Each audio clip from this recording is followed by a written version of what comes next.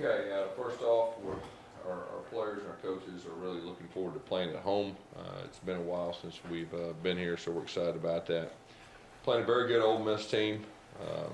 You can tell they're playing very good football with the game they played last Saturday. I thought they played good in all three phases and beat a very good Texas A&M team soundly. Defensively, they're very disruptive. They're very talented up front. They do a lot of different things. And they play an attacking style. They're also very good on the back end with their coverage skills, and they got some veteran guys back there. Offensively, they've got wideouts that are long and fast. They're tough in one-on-one situations. They're getting their offensive line back intact, and you could see that last week, with their run game. And they got a dual threat quarterback, so they present a lot of challenges. We understand we'll have to play well to win this game. On another note, Carl Lawson will practice for the first time today, which should give our guys a lift. We'll see where he's at. I'm not going to say right now that he's going to play this Saturday, but the fact that he is out there practicing, I think will be good from a leadership standpoint, if nothing else. Have you ever been able to have a player come back from an injury first week and practice and play that very next weekend? I think there has been some times. It just depends on how long they're out. Everything's different as far as that's concerned. Gus, as far as him being able to play against Ole Miss, is it a fitness issue or is it just a hip issue or what will be? Well, I think it's overall. I mean, he's been doing some things with the trainers and all that, to try to get himself in shape and everything that goes with that. But there's nothing like getting out there and actually practicing. So that's why I kind of said I'm hesitant to say that right now he'll play this Saturday. But it is a good note that he's on the practice field.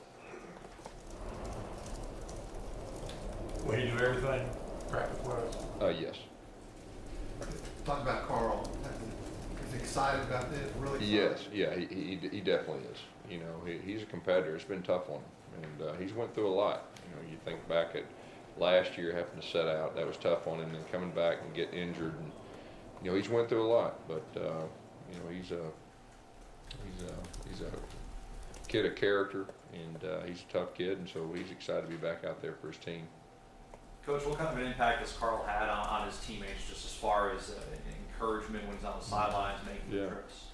Well, he's one of our leaders. He's one of our, not just our defensive leader, but he's one of our team leaders. And his teammates have a lot of respect for him, and as well as coaches do. And we took him on our last two road games because of that. And it's definitely helped us. Gus, how do you mentioned last year at Texas A&M last year. How do you make sure that doesn't happen again? Well, I mean, the fact that we had a similar situation last year, and it did affect us. There was some carryover, and I think you can learn from things, and that's what we're going to do. And it starts with our leaders, it starts with our coaches, and we got to put that behind us. And you can flip the film on, and Ole Miss will get your attention in all three phases, and so that'll definitely help. Why do you think these last two games between you and Coach Freeze have been so close? That's a good question. I mean, he's a great coach. He's got great players and does a good job.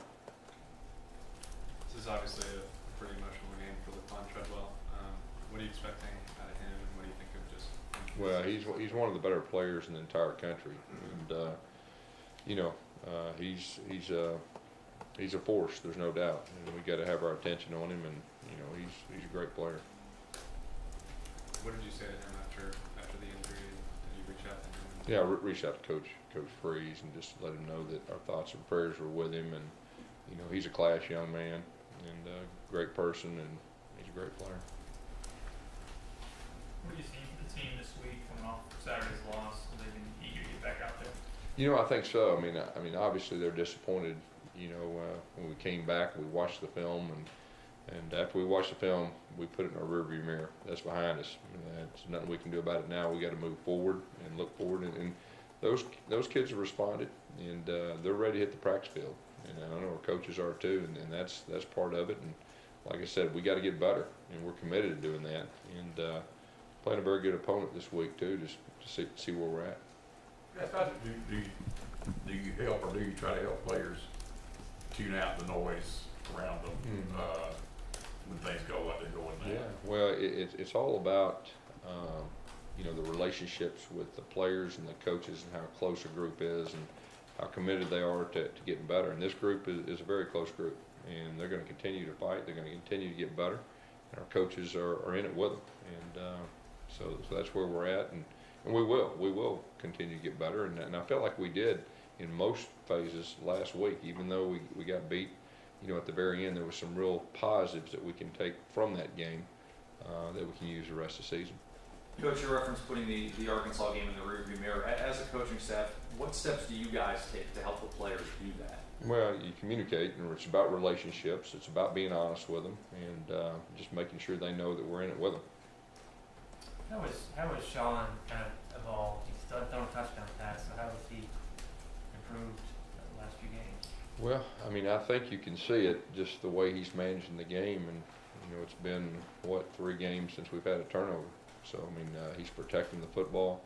He's doing a good job with running our offense. You can see that, you know, he understands the progressions in the passing game, and he's just getting more and more comfortable, you know, every time out. What was his demeanor when you have some guys dropping balls? You know, he's a tough kid. As a matter of fact, he was an encourager. That's what he was. And hey, I'm going to get it back to you, and that's part of playing quarterback too. You know, the things that you know, how you deal with your teammates and all that. And, you know, I think he's got that pretty good handle on that too. Coach, you mentioned team leaders and things of that nature.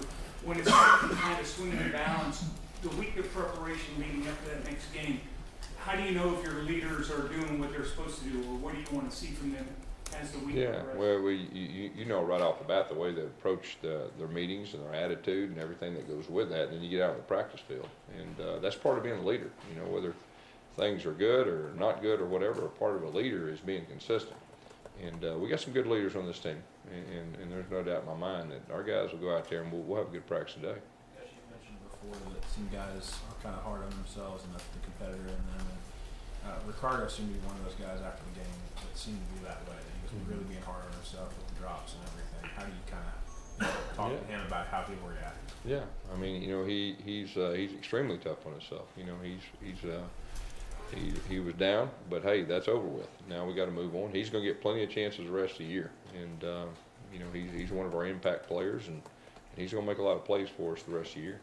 Is Sean not having a touchdown at this point, is that concerning at all? I mean, the running backs off those drives have been successful drives, but is the no touchdowns a concern at all? No, not really. We had some opportunities, but you know, the bottom line for me is the last 2 games. You know, we've scored points. We've gotten some rhythm. We've moved the football. Starting to improve, and I think you can, you know, definitely see that, and so those will come, and you know, he's in pretty good control of the offense right now. You've mentioned that last year the Texas A&M game was one that really kind of turned everything, and last night you mentioned it again. What's different about this Arkansas loss and the energy you guys had exerted in that type of game to come back? Well, the reason I said that is, you know, you can draw from experiences in the past, and that was really the closest thing, you know, to feeling kind of the same way as far as that. And so we got to do a better job of recovering from that game. That's the reason I said that, and our coaches are aware of that. Our players were very upfront with them, and you know, that's going to be the key to this week. And you know, I feel good about where we're at from a player standpoint and a coach's standpoint as far as that's concerned. What do you have to do differently as a head coach? What would you do differently? What would I do differently? Well, it's going to be this week. You know, the way that I approach it. I got to do a better job with our coaches and our players than we did last year, because you can see we didn't play our best. What does this game mean to Austin Golson? Look at the game video. How did Cameron Petway play? Jason Smith?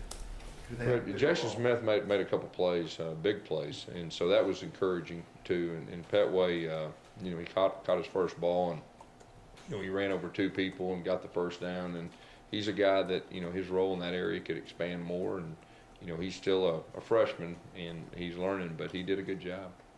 What does this game mean to Austin Golson going up against his former? Yeah, it probably means a lot. So the surprise at all with the process there with Austin Gus that he wasn't released from scholarship initially? I'm not getting all that. He plays for us right now. When you go back and look at the game on Saturday, 21 of the first 23 first downs, you guys ran the ball until you got to the 2-minute offense late. Is that something you're going to take a look at? Yeah, you know, I think you take a look at all your tendencies, you know, and you know, you always try to use your tendencies against people. And, there's certain times that, if you're effectively doing it, that you keep doing it. And if you're not, you change things up. So, but yeah, we're definitely aware of that. Coach, what's the biggest concern when you look at Ole Miss's defense? They're very talented. That's probably the biggest concern is they're very talented. And, Dave Womack does a very good job with them. They're good at what they do. They're very disruptive, a lot of movement. They give you a lot of different looks, but their talent level is definitely impressive. Anything else? What are you expecting out of Greg King, with Stanton Truitt still being banged up? Yeah, I mean, Gray filled in, did a very good job. And, Gray's been with us a while. He's done well in practice and helped us on special teams. And so it was good to see him get 2 big catches the other day. What was his reaction after that, finally getting some playing? I think he was happy to be out there. Gus, how do you explain just on paper the defense has kind of regressed statistically, even from last year in a lot of areas? Just how do you account for that? Well, I mean, I think where we're at, we got to get better. And I think Carl Lawson, the addition, being back here in the near future, I think you'll see a vast improvement. Do you expect Rock Thomas to play? I do.